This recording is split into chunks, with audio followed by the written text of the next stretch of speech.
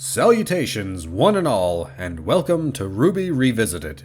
In this installment, let's take a look at the Maidens, and are they really the be-all end-all that the show makes them out to be? Please be aware that spoilers for all volumes will follow, and any material revealed or explained in supplementary material won't be weighted as heavily as that which is seen in the show.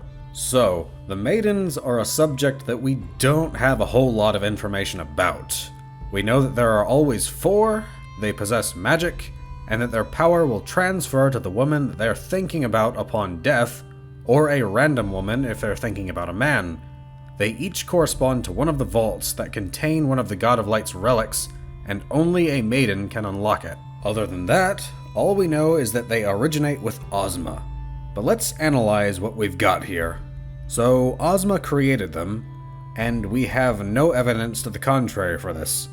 Now, some have speculated that they may have something to do with Ozma and Salem's 4 daughters, but we have nothing to prove or disprove this, so a theory that remains. If their creation at the hands of Ozma is true, then we have to question why he decided to do this. Now I know what you're thinking. He made them to be the keys to the vaults. While that was the end result, this would mean that he had the vaults to begin with, but nothing to secure them. Not very effective, that. So that would mean that Ozma would have had to have secured them through more conventional means. But why would he make 4 women, who would then pass their powers on to women whose loyalty wasn't guaranteed, the keys to these vaults? Why not make himself the key to all the vaults? That would keep them much more secure. This makes me think that there was another aim in mind. Me, I'm dishonest. And a dishonest man you can always trust to be dishonest. Honestly. Remember that this is just speculation, but Ozma stated more than once that his magic is running out. So what if he attempted to use the first Maidens as a way to keep it going? Put some of his power into them, and then take it back when he needed it. Obviously this wouldn't have worked out as intended, as he doesn't seem to be able to just snatch the power back when he wants to, or else Cinder wouldn't be one. But let's address what the Maidens are capable of. They're the only ones who can use magic other than Salem, Ozma, and the Bronwyn's shapeshifting. While we don't know what magic is and isn't capable of in this setting, the Maidens thus far have only demonstrated elemental abilities. When they were first introduced as a concept, I thought that certain elements would be restricted to specific Maidens, but that doesn't seem to be the case. Amber was seen to use wind, fire, lightning, and ice more than any other maiden we've seen use, even Freya. Other than which vault they can open, there doesn't seem to be a difference between the 4. No one knows if it's fake or it's real. Which one is it? No one has any idea anymore. It's imperceptible. Cinder has almost exclusively used fire, while Raven and Winter pretty much used only ice. Oddly, Penny was seen using wind, lightning, and ice, unlike her more experienced counterparts.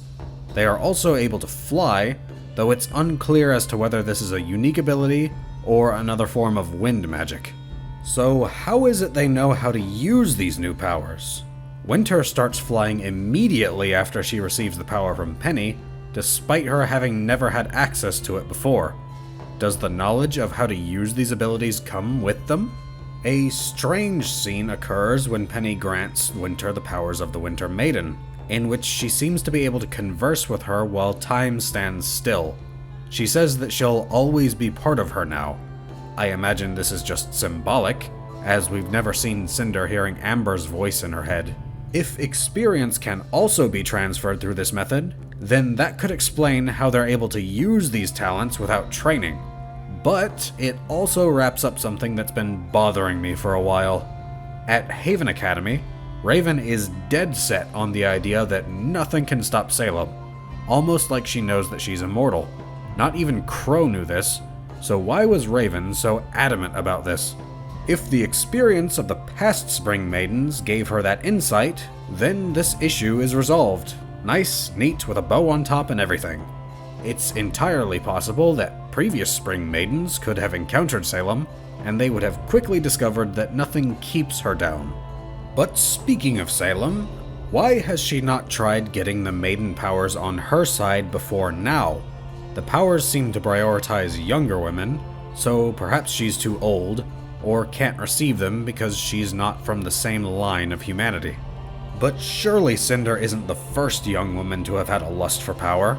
Ozma said that Salem works in the shadows and through agents, so there must have been others if this war has gone on for this long. She's developed a parasitic form of Grimm that can absorb a maiden's power and transfer them, and this raises several questions. Firstly, it shows us that the maiden powers can be taken by force without killing the host. It also shows us that Grimm can interact with magic. But what if this parasitic Grimm was attached to someone ineligible for the maiden's power, like a man? Could they still wield it through the Grimm? For that matter, if the Grimm can take this power, why doesn't Salem take the powers of the Fall Maiden from Cinder? Salem is partially Grimm after all. Anything they can do, she likely can as well. I have the power of God and anime on my side! Wait, This would let her unlock the Beacon Vault, and seeing as the last time we saw Beacon Academy it was overrun with Grimm, she could search it at her leisure. But about using the maidens as keys, that was a bad idea, Oz. You can't control where these women will be, what their loyalties are, or who the power goes to next. If you had made yourself the key, then you wouldn't have this problem. The only reason I can see him not doing that is that maybe it would seek out a new host every time his host dies. You'd also want to make sure that these maidens are protected at all costs. Just look at what happened to Amber. We don't know how Salem found out about the maidens and the vaults, but know she does, and that makes anyone who holds that power a target.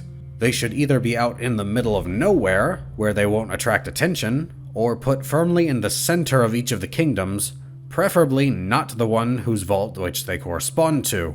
Point being, if you kept the Summer Maiden in Haven, she could never open that vault, even under duress. Oh no, this is horrible! Another matter that's been bothering me is how do the maiden powers work exactly? As stated previously, they only seem to be able to use elemental magic, and not the more abstract variety that creating the vaults would entail. But just how much power do they command? Freya conjured a blizzard cold enough to stop any organic matter from entering, but is that the upper limit of what they can achieve? Amber blasted Emerald and Mercury around a fair bit, but never dealt any permanent damage. Characters have been hit by Maiden's attacks and suffered no significant injury, even with low or depleted auras. In fact, some semblances seem to be stronger than their magic. Take the Schnee semblance for example. Why don't Weiss or Winter just put 6 glyphs around Cinder? One above, below, left, right, front, and back. Have them all push inwards as hard as you can manage, and you'll essentially trap her in a singularity. And that's game over. Why they don't try that sort of thing, I can't quite puzzle out. Marrow's semblance would also help make short work of any maiden. Have him freeze her in place, and then a firing squad could deal with Cinder easily. Her aura won't last forever. Even illusionists like Neo and Emerald would be problematic for maidens, as when you can't tell what's going on around you, then you're easy pickings for someone else. But how long can a maiden use her powers for? Do they run off of her aura, stamina, or some other force? What keeps them from being able to use it, theoretically, forever? Obviously it has some kind of limit, otherwise Cinder could have just blasted fire endlessly at Team RWBY in the Gateway Dimension until they were incinerated.